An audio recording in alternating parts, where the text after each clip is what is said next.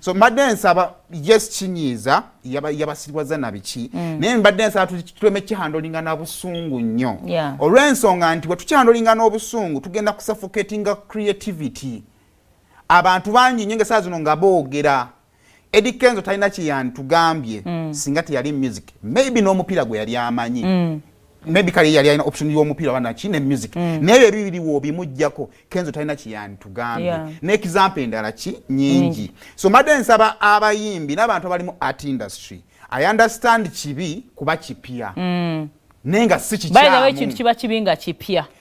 But sometimes we get used to such things. Ekifule kikyamu kubanga kipya nenga mu nsi ndala kikola kikolebwa. Uganda tukula bukuzi. Ensonga lwaki twalese netteeka erya computer misuse kubanga buli omu ffe tulowooza nti okwogera ku bayimbi ky'osobola okuteeka ku internet kyokka ne waliyo omuntu ng'asobola okukola skits n'abeerawo so mbadde nsaba tukihandolinge bulungi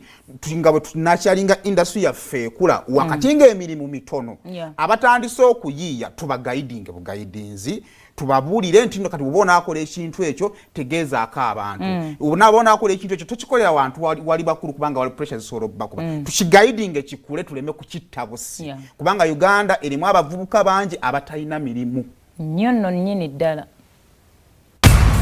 olutambula mu ba celebrities What's up, na comeback